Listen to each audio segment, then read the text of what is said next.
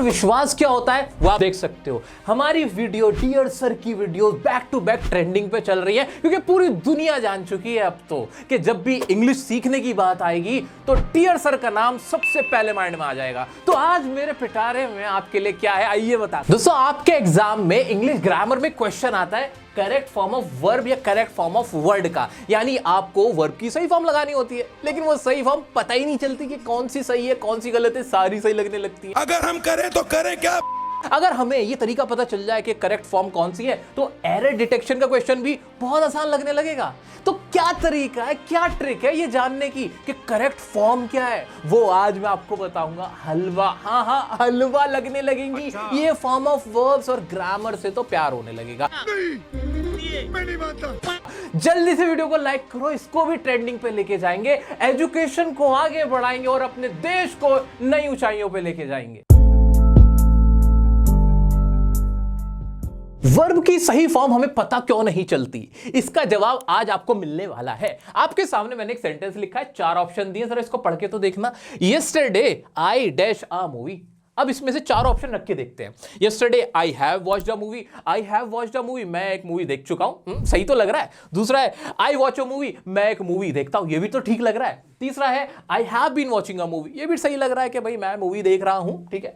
I watched a movie, मैंने एक movie देखी। इनमें गलत कौन सा है? सारे ही तो सही लग रहे हैं। ऐसा इसलिए लग रहा है क्योंकि जब हम टेंसेस की प्रैक्टिस करते हैं ना, लिख लिख के देखते हैं या बोल बोल के देखते हैं, तो हमें आदत हो चुकी होती है, हमारे माइंड को ना ये सुनने की आदत हो चुकी होती है। I watch a movie, I watched a movie, I have watched a movie, ये सारे हमें सही लग रहे होते हैं। इस चक्कर में हम भूल जाते हैं कि यार यस्टरडे भी तो लिखा हुआ है। यस्टरडे यानी बीता हुआ कल, यानी बात कहां की थी?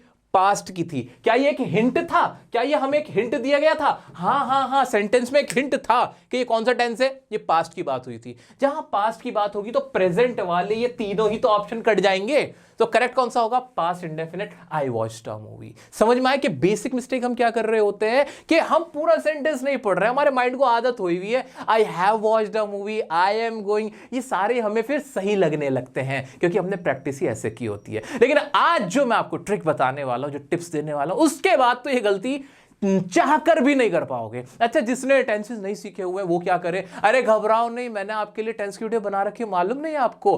करोड़ों लोगों ने वीडियो देख रखी है। टेंसेस की वीडियो देख लेना, 2 घंटे का वीडियो है, टेंसेस बाय डियर सर। सारे टेंस एकदम पक्के हो जाएंगे और इस वीडियो में वर्ब की सही फॉर्म कैसे लगानी है एग्जाम के अंदर बैठ के, अब हम वो सीखने वाले हैं। गलती समझ में आ गई ना? प्रॉब्लम तो क्लियर है ना कि प्रॉब्लम क्या है? प्रॉब्लम ये कि हमें ना आदत हुई हुई होती है हमारे माइंड को कि उसे सारे ऑप्शन सही लगते हैं क्योंकि हमने प्रैक्टिस ऐसी की होती है। तो पता कैसे करें कि कहां गलती है वो सुनो। चीट कोड बताने जा रहा हूं, ध्यान से सुन लेना, अपने पूरे कान आंख नाक सब खोल लो। अब आपको जो भी करेक्ट फॉर्म ऑफ वर्ब का सेंटेंस दिया गया होता है या फिर एरर डिटेक्शन का जो आपके सामने क्वेश्चन होता है ना, उसके अंदर कोई ना कोई हिंट आपको जरूर दी गई होती है। किस तरह की हिंट होती है?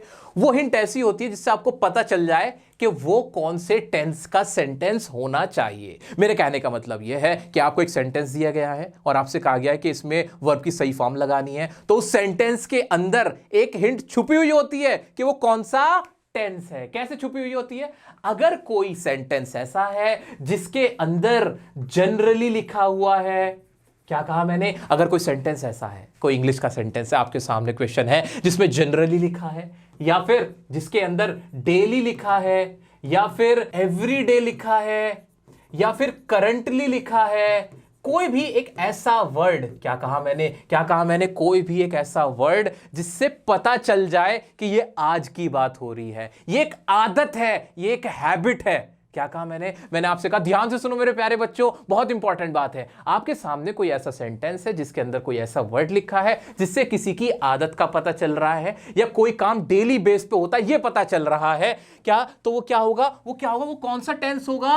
हो ना हो वो प्रेजेंट इंडेफिनिट टेंस ही होगा। आपके सामने भी प्रूव करके भी दिखाऊंगा। जो सीबीएसई ने आपको सैंपल पेपर दिया है ना, उसमें उन्होंने यही किया हुआ है। ऐसे ही अगर कोई आपका सेंटेंस ऐसा है जिसमें कोई टाइमिंग दी गई है, क्या आपके सामने एक सेंटेंस दिया गया और उसके अंदर टाइमिंग दे दी। टाइमिंग कैसे? जैसे 10 years ऐसी कोई टाइमिंग दे दी, कोई डेट दे दी यानी 1986 ऐसे दे दी कि कोई काम दिख रहा था कि चल रहा था और साथ में कोई टाइमिंग भी दे दी। तो इसका मतलब क्या है? वो कौन सा टेंस होगा? वो परफेक्ट कंटिन्यूअस ही होगा। कौन सा होगा? हैव बीन, हैड बीन वाला होगा। अगर प्रेजेंट में टाइमिंग दी तो प्रेजेंट परफेक्ट कंटिन्यूअस हो जाएगा, और अगर पास्ट का हो तो पास्ट परफेक्ट कंटिन्यूअस हो जाएगा। ठीक है, समझ में आ रहा है? इतना इतना क्लियर हो पा रहा है? ऐसे ही अगर कोई पास्ट इंडेफिनिट है, यहां पे यस्टरडे जैसा भी हमने देखा था, या 2 days बैक ऐसे लिखा हुआ था, या वर्ब की कोई फॉर्म पहले ही इस्तेमाल हुई थी। क्या कहा मैंने? एक बड़ा सेंटेंस था, उस सेंटेंस के अंदर एक जगह पहले ही वर्ब की सेकंड फॉर्म लगी हुई थी, तो हम समझ गए क्या है वो, कौन सा टेंस था? पास्ट इंडेफिनिट था। तो आगे जो बात होगी वो भी तो पास्ट की हो रही होगी, तो हम समझ जाएंगे कि यहां कौन सा टेंस चलने वाला है, पास्ट चलेगा, और मोस्ट प्रोबेबली पास्ट इंडेफिनिट ही उसके अंदर आगे भी हमें लिखना है, वर्ब की सेकंड फॉर्म भी लगानी है। इज इट क्लियर और नॉट? मोटा मोटा आइडिया हो पा रहा है? क्या ये चीजें सारी एग्जांपल से भी कराओगे सर? अभी कराऊंगा, अभी बस ध्यान से देखते रहो, मैं आपको बस पहचान बता रहा हूं। सबसे ज्यादा जो टेंस आपसे पूछे जाते हैं करेक्ट फॉर्म ऑफ वर्ब में, वो कौन से होते हैं? ये 4 ही होते हैं जो मैंने आपके सामने लिखे हैं। क्या इसके अलावा नहीं आ सकता? आ सकता है, लेकिन वो कम। सबसे ज्यादा इसमें फंसाने की कोशिश करते हैं आपको।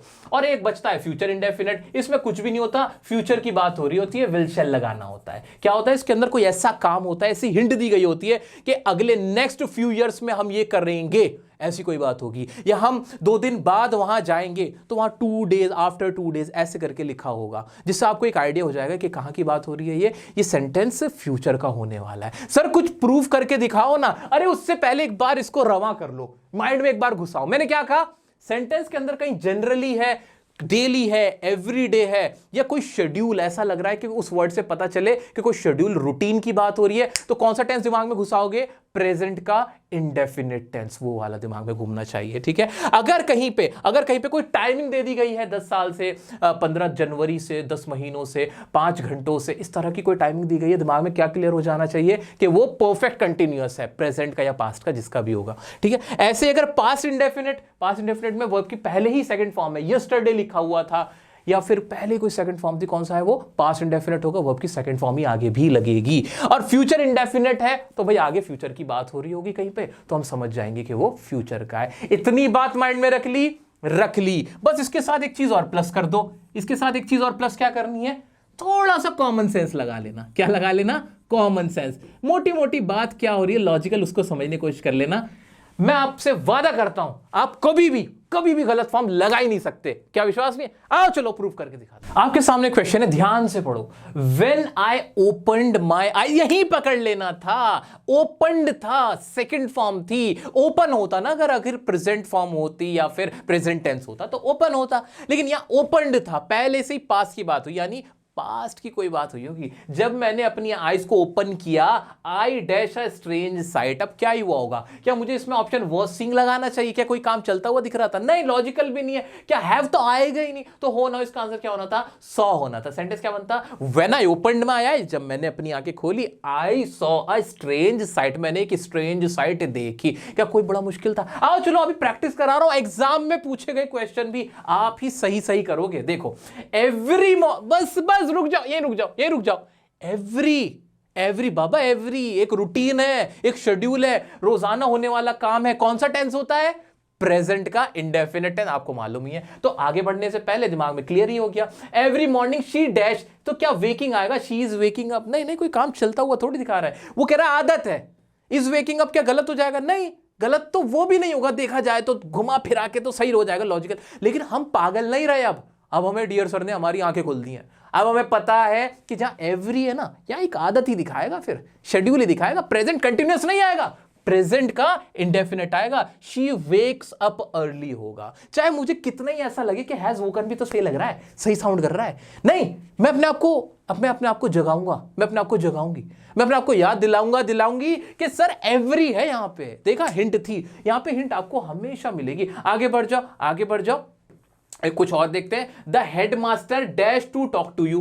भाई हेडमास्टर क्या करना चाह रहा है? यहां पे कुछ भी नहीं था, यहां था वांट्स था, इज वांटिंग था। अब वांट तो कभी जिंदगी में नहीं लगेगा, क्योंकि अगर प्रेजेंट इंडेफिनिट टेंस भी होता है, सिंगुलर सब्जेक्ट होगा तो एस तो आएगा ही आएगा। हाँ बिल्कुल, the headmaster wants to talk to you, कि हेडमास्टर आपसे बात करना चाहता है, ऐसा लॉजिकल भी लग रहा है। ठीक है, आगे बढ़ जाते हैं। अब कुछ बच्चे कहेंगे सर इसमें तो एवरी नहीं था, कोई बात नहीं एवरी नहीं था, लेकिन बाकी ऑप्शन जानबूझ के ऐसे रखे गए थे कि आपको क्लियर हो गया था कि प्रेजेंट इंडेफिनिट ही होना है। नेक्स्ट देख लेते हैं, we dash Greece next month. Next month सोचो ना, आने वाला मंथ, हो ना हो, ये कौन सा टेंस होगा, फ्यूचर होगा कि नहीं? क्या पास्ट का इसमें कोई हिंट छिपा हुआ था? नहीं, पास्ट के लिए तो वो यस्टरडे होता या 2 days बैक होता, इस तरह का होता है ना। लेकिन ये तो क्या था, नेक्स्ट मंथ की बात हुई थी, यानी फ्यूचर आना है। क्या बाकी ऑप्शन में देखूं? नहीं, मैं देखूंगा ही नहीं, मेरे को तो सीधा सा समझ में आ रहा है, we will visit Greece next month. और फिर मैंने एक बार इसको कंफर्म करने के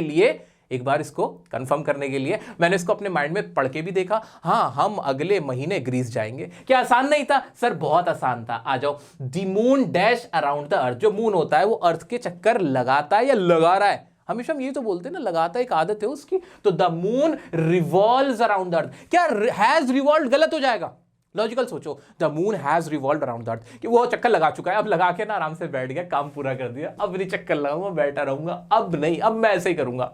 अरे नहीं बाबा, ऐसा नहीं हो सकता, साइंटिस्ट पागल हो जाएंगे, दुनिया खराब हो जाएगी, फट जाएगा सब कुछ, ऐसा नहीं हो सकता, ऐसा मत कर देना, तुम तो इंग्लिश के चक्कर में पूरी दुनिया को खत्म करवा दोगे। ठीक है, तो मेरे प्यारे बच्चों, इस तरह के बहुत सारे एग्जाम्पल है, पूरी ना मैंने पीडीएफ आपके लिए प्रैक्टिस के लिए रख दी है। अभी मैं आपका ध्यान दिलाना चाहता हूं सैंपल पेपर की तरफ, जहां पे इसी तरह की हिंट भी दे रखी है, एरर डिटेक्शन के क्वेश्चन कैसे ट्रेस करने, कैसे उनको करेक्ट करना है वर्ब की फॉर्म के सहारे, वो भी सुनो। दोस्तों, ये रहा आपका सीबीएसई का सैंपल पेपर और उसका मुश्किल सा दिखने वाला क्वेश्चन है। लेकिन अब आप अपना माइंड क्लियर रखो, आपको कोई कितना ही बहकाए, डिस्ट्रैक्ट करे, क्वेश्चन कैसा भी हो, आपका माइंड क्या क्लियर होना चाहिए? आपको ढूंढनी है हिंट। हम तो हिंट ढूंढेंगे कि कौन सा टेंस ये हो सकता है।